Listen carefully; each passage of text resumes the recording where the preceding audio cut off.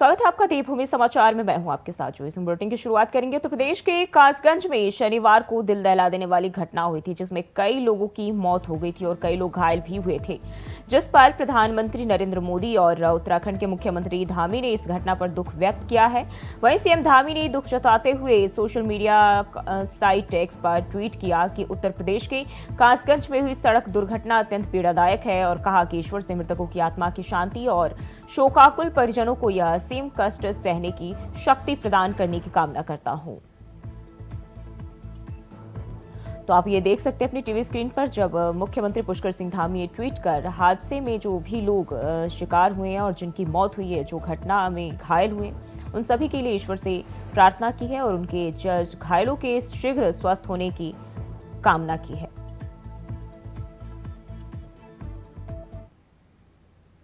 और खबर देहरादून से है, जहां लोकसभा चुनाव को लेकर उत्तराखंड में बीजेपी ने चुनाव प्रबंधन समिति की घोषणा कर दी है। वहीं प्रदेश अध्यक्ष महेंद्र भट्ट की अध्यक्षता में बनी समिति में पार्टी पदाधिकारियों को जिम्मेदारी दी गई है।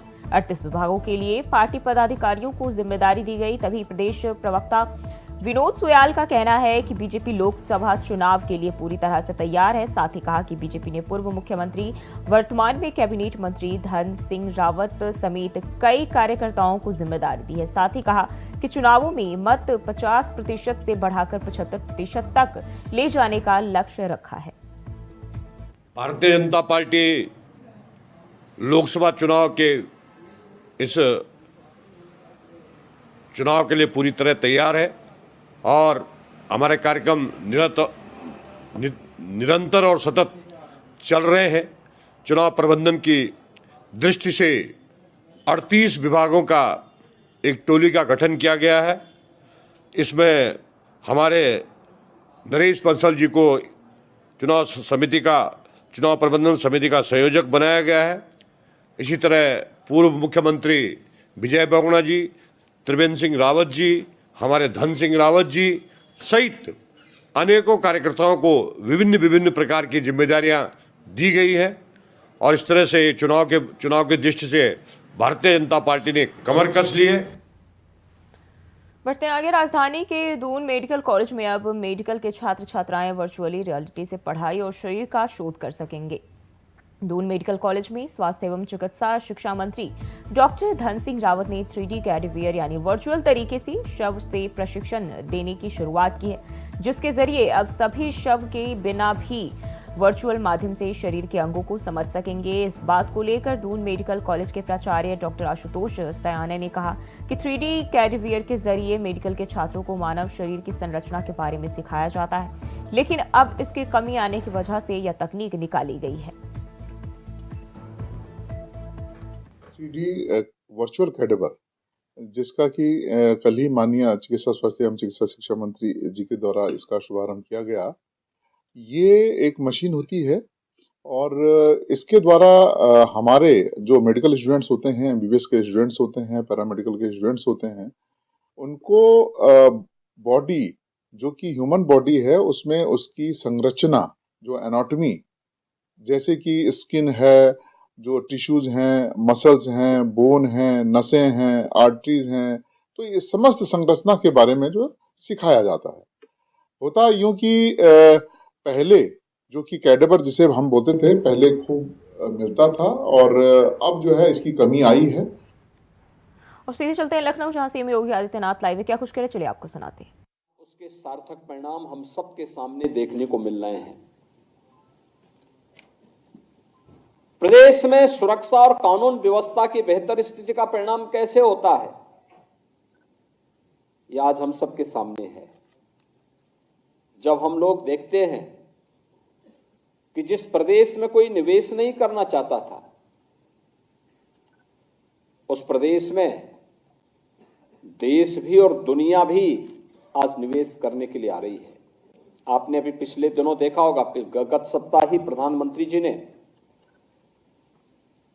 10,24,000 करोड़ रुपए के निवेश के प्रस्तावों को जमीनी धरातल पर उतारा था, यानी उनका शिलान्यास का कार्यक्रम संपन्न हुआ।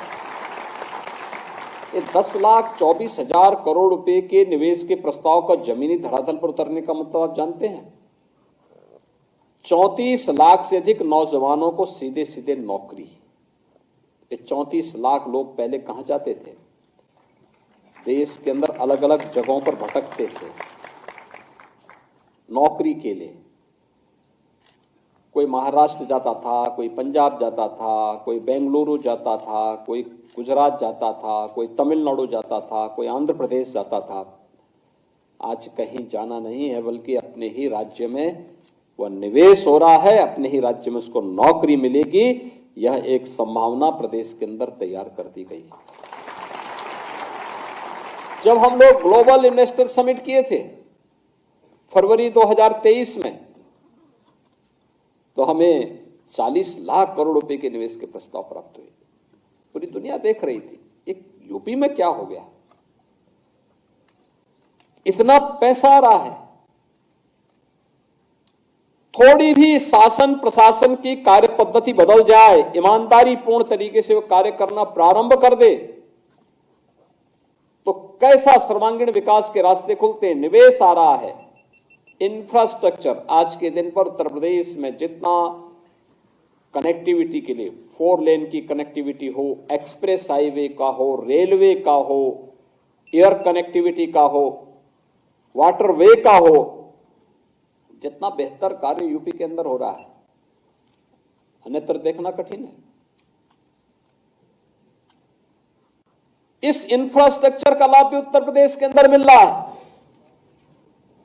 गांव गांव में विद्युतीकरण का कार्य हो रहा है, नए सब स्टेशन लग रहे हैं, नए जनरेशन प्लांट लग रहे हैं, विद्युत की अधिक से अधिक आपूर्ति देने की कार्रवाई हो रही है, नए नए तरीके से लोगों के जीवन में परिवर्तन लाने के कार्य हो रहे हैं। ये सभी कार्य समयबद्ध तरीके से आगे बढ़ाने का कार्य हो रहा है। इंफ्रास्ट्रक्चर के साथ साथ सरकार ने तकनीक का उपयोग करते हुए बेहतर व्यवस्था प्रदेश के अंदर तैयार की, खासतौर पर गरीब कल्याण के क्षेत्र में भी। पहले लोगों को सुविधा नहीं मिल पाती थी। पिछले 7 वर्ष में डबल इंजन सरकार आने का परिणाम किस रूप में लोगों को प्राप्त हुआ? बिना भेदभाव के लगभग 56 लाख गरीबों को एक एक मकान मिल गया। अनुमान करिए, पहले 1 मकान 2 मकान नहीं मिल पाता था, 56 लाख लोगों को डबल इंजन सरकार ने मकान उपलब्ध करवा दिया। 23 लाख हेक्टेयर भूमि में अतिरिक्त सिंचाई की सुविधा दे दी।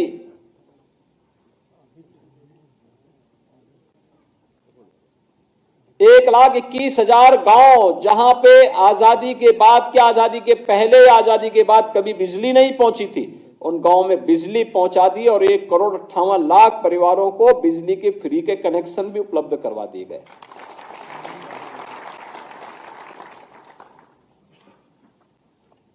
गांव गांव में न्याय पंचायत स्तर पर, ब्लॉक स्तर पर हेल्थ एंड वेलनेस सेंटर बनाए जा रहे हैं। जिस उत्तर प्रदेश ने 1947 से लेकर के 2017 तक केवल 12 गवर्नमेंट मेडिकल कॉलेज देखे थे, आज उत्तर प्रदेश सभी 75 जनपदों में मेडिकल कॉलेज बनाने के लिए पूरी प्रतिबद्धता के साथ काम कर रहा है। ये परिवर्तन, यही परिवर्तन, महिला सशक्तिकरण की दिशा में जो प्रयास होने चाहिए थे, उसके सार्थक परिणाम आ रहे हैं। आज उत्तर प्रदेश की हर बहन और बेटी अपने आप को सुरक्षित महसूस करती है। युवा के मन में एक नया उत्साह है, किसान खुशहाल है, हर एक तबके को बिना भेदभाव के शासन की योजना का लाभ प्राप्त हो रहा है। और उन्हीं स्थितियों में उसी शुचितापूर्ण तरीके से नियुक्ति की प्रक्रिया को आगे बढ़ाने के साथ साथ सरकार पूरी प्रतिबद्धता के साथ कार्य कर रही है। हम लोगों ने पहले दिन से संकल्प लिया था कि नियुक्ति की प्रक्रिया अगर ईमानदारी पूर्वक आगे नहीं बढ़ पा रही तो ये युवाओं के साथ खिलवाड़ है और अपनी प्रतिभा को पलायन करने के लिए मजबूर करता है। ये एक राष्ट्रीय पाप है अगर युवा के साथ अन्याय होता है तो। और जो भी पहले दिन से हम लोगों ने तय किया है कि युवाओं के जीवन और उनके भविष्य के साथ जो खिलवाड़ करेगा, हम लोग भी जीरो टॉलरेंस की नीति को अपना करके उन तत्वों से उतनी ही सख्ती और कठोरतम तरीके से निपटने का काम करेंगे जो हमारे युवाओं की भविष्य के साथ खिलवाड़ करने का दुस्साहस करेगा। और सरकार ने जो कार्रवाई प्रारंभ की है, प्रारंभ में भी की थी, अब फिर एक बार और कार्रवाई हम लोग करने जा रहे हैं ऐसे लोगों को खिलाफ। क्योंकि हम लोग तकनीक का उपयोग करते हैं तो हम लोगों के समान ही वे तत्व भी तकनीक का उपयोग करने लगते हैं। कभी कभी मैं सोचता हूं कि अगर वे लोग भी अगर सकारात्मक सोच रखते तो संभवतः गलत काम नहीं करते, अच्छी दिशा में आगे बढ़ते, खुशहाल का जीवन व्यतीत करते। लेकिन अब वे न घर के रहेंगे न घाट के रहेंगे, क्योंकि अब तो सरकार जब अपनी कार्रवाई कर रही है तो बहुत बड़ी कार्रवाई हम लोग ऐसे तत्वों के खिलाफ करेंगे जो युवाओं के भविष्य के साथ खिलवाड़ करेंगे। और कार्रवाई भी ऐसी होगी, क्योंकि हम लोग जब कार्रवाई करते हैं तो उसको एक ऐसा प्रस्तुत करते हैं उन्नति। तो अभी आप लखनऊ से सीएम योगी आदित्यनाथ को लाइव सुन रहे थे और मुख्यमंत्री पुष्कर सिंह धामी लाइव है, क्या कुछ कह रहे, चलिए आपको भी सुनाते हैं। वो सामर्थ्य बढ़े, उनकी फ्रीक्वेंसी बढ़े, उनका हर प्रकार से मनोबल बढ़े, ऐसा प्रयास उन्होंने हर मन की बात में किया है। भाइयों बहनों, आदरणीय प्रधानमंत्री जी ने अपने ओजस्वी विचारों से और लोगों को बहुत नजदीक से दिल के छूने का काम किया है। उन्होंने हमेशा हृदय स्पर्शी बातें की हैं। आज हम सब भी इस बहुत ही ऐसा कार्यक्रम, इसका नाम तो मन की बात है, लेकिन ये मन की बात नहीं बल्कि ये देश के जन जन की बात है, देश के गौरव, मां भारती के यशगान की बात है, भारत के सम्मान की बात है। पूरे विश्व के अंदर भारत के मान सम्मान और स्वाभिमान को बढ़ाने वाली बात है, जो प्रधानमंत्री जी के मन की बात के इस एपिसोड में और प्रत्येक एपिसोड में इन पर लोगों को बताया गया है। एक विचार किस प्रकार से सामाजिक सरोकारों का आधार बन जाता है, किस प्रकार से पूरे समाज को प्रेरित करने का काम करता है। मन की बात एक ऐसा अद्वितीय उदाहरण है।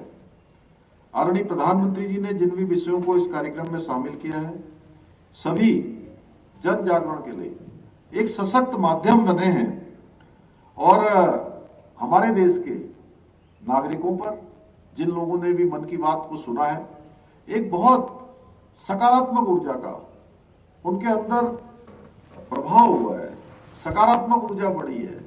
हर क्षेत्र में काम करने वाले लोगों की शक्ति बढ़ी है।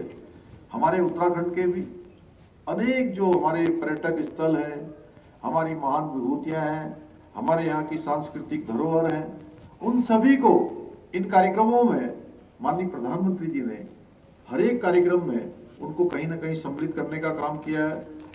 इस कार्यक्रम में स्थान मिलने के बाद हमारे लोक संगीत, हमारी लोक संस्कृति से पूरे विश्व के लोग परिचित हुए हैं। मैं उत्तराखंड वासियों की तरफ से भी, आप सबकी तरफ से भी आदरणीय प्रधानमंत्री जी का अभिनंदन करना चाहता हूं, उनका धन्यवाद करना चाहता हूं कि उन्होंने अधिकांश किसी न किसी एपिसोड में हमारे उत्तराखंड के किसी न किसी स्थान को, किसी न किसी लोक संगीत को, किसी न किसी लोक संस्कृति को, यहाँ के बनने वाले उत्पादों को, यहाँ की विशिष्टता को अपने कार्यक्रमों में सम्मिलित किया है। हम सब जो टोपी पहनते हैं, वो पीछे हमारे बीच में टोपी पहन रखी है, वो पीछे, हाँ, ये आपने भी पहन रखी है, हाथ उठाइए। ये टोपी भी ये हमारे यहाँ की पहचान बन गई है। और माननीय प्रधानमंत्री जी ने 26 जनवरी 2022 को मन के 26 जनवरी के गणतंत्र दिवस के अवसर पर ये टोपी पहनकर उन्होंने उस दिन लाल किले की प्राचीर से देश को संबोधित किया था, दुनिया को संबोधित किया था। तो ऐसे अनेक उदाहरण हैं जो उन्होंने किए हैं और इसके जरिए उन्होंने लोगों का भरोसा जीता है। और ये भरोसा एक ऐसी चीज है जो अपने आप नहीं आता है, इसे कमाना पड़ता है, लोगों का दिल जीतना पड़ता है। और मोदी जी ने आज देश का दिल तो जीता ही है, दुनिया का भी दिल जीता है। आप देखिए कि जितने भी देश के दुनिया के सर्वे आ रहे हैं, उन सारे सर्वे में प्रधानमंत्री जी की रेटिंग विश्व में सर्वाधिक लोकप्रिय नेता की आ रही है, हर एक एपिसोड में, हर एक सर्वे में। और उसी भरोसे का प्रतिफल है कि आदरणीय प्रधानमंत्री जी के नेतृत्व वाली सरकार भी देश के अंदर लगातार बेहतर कार्य कर रही है। एक नई कार्य संस्कृति देश के अंदर आई है, काम करने का तौर तरीका बदला है, परफेक्शन आया है, हर चीज में पारदर्शिता आई है। जो बच्चे पहली बार 18 साल के हो रहे हैं, पहली बार जब वो वोट करने जाएंगे तो उन्होंने देखा नहीं होगा कि 2004 से लेकर 2014 तक कौन सी सरकार थी। उस समय वो नहीं इन चीजों को समझ पाते होंगे क्योंकि बहुत छोटे रहे होंगे। और 2004 में पैदा होने वाले बच्चे तो वैसे भी जो है उन्होंने नहीं देखा होगा। जो 18 साल के आज हो रहे हैं, पहली बार मत का प्रयोग करने वाले हैं कि उस समय की सरकार किस प्रकार से घोटाला करती थी, किस प्रकार से लोगों के बीच में वैमनस्य फैलाने का काम करती थी, तमाम प्रकार से लोगों के बीच में दरार डालने का काम करती थी। देश किस कार्य संस्कृति से गुजर रहा था, घपलों घोटालों को देश के नाम से हम जाने लगे थे। सड़कों की स्थिति क्या थी, देश के अंदर जो आज अच्छे अच्छे हाईवे बन गए हैं, अच्छी अच्छी सुविधाएं बन गई हैं, अच्छे अच्छे स्वास्थ्य के क्षेत्र में, अच्छे अच्छे आज एजुकेशन के फील्ड में, तमाम सारे नए जो काम आज हम सबके सामने हैं। तो वो नई पीढ़ी के सामने उस समय की स्थिति नहीं है। तब का भारत कैसा था, आज का भारत कैसा है, 2014 के भारत से जब हम तुलना करते हैं 2024 के भारत की, तो अंतर साफ दिखाई देता है कि इन 10 सालों में किस तेजी से हम आगे बढ़े हैं। भाइयों बहनों, अगर मैं मोदी जी की सरकार की बात करूं तो उनके सरकार ने सर्वांगीण और समावेशी जो विकास है हर क्षेत्र में किया है। 2014 से पहले जहां हमारे देश के गरीब को अन्न के एक एक दाने के लिए तरसना पड़ता था, जब देश आजाद हुआ था तो 36 करोड़ उस समय देश की आबादी हुआ करती थी, और 36 करोड़ आबादी का भी एक बड़ा हिस्सा भरपेट भोजन नहीं पाता था, अन्न के लिए तरसता था। आज देश के अंदर 80 करोड़ लोगों को पिछले 4 साल से लगातार निःशुल्क अनाज देने की प्रक्रिया जो माननीय प्रधानमंत्री जी ने शुरू की थी, अनवरत रूप से चल रही है। आप सबको पता है, कोरोना महामारी में ये योजना शुरू हुई थी, वैक्सीन निःशुल्क रूप से देने का काम हुआ था। वैक्सीन पूरे देशवासियों को 1 डोज, 2 डोज, 3 डोजें निःशुल्क लगाई गई थी। इसी के साथ पूरी दुनिया को भी, दुनिया के अन्य देशों को, 100 से भी अधिक देशों को वैक्सीन देने का काम हुआ था। आज पूरे विश्व के अंदर जो भारत का मान सम्मान बढ़ा है, भारत के प्रति विश्वास बढ़ा है, तो उसका एक बहुत बड़ा कारण है कि जो हम कहते थे, हमारी संस्कृति कहती थी कि हम केवल अपने लिए नहीं जीते हैं, हम तो समस्त संसार की चिंता करते हैं। अयम निजम परोवेति गणना लघु चेतसाम उदार चरित्रा नाम वसुधैवम तुम कुटुंबकम। तो इस धारणा को मानने वाले, इसको धारणा को चरितार्थ करने का काम हमारे प्रधानमंत्री आदरणीय मोदी जी के नेतृत्व में भारत की सरकार ने किया। 2014 के बाद दिव्यांगजनों को सशक्त बनाया गया है। करीब 50 करोड़ जनधन के नए खाते खोले गए।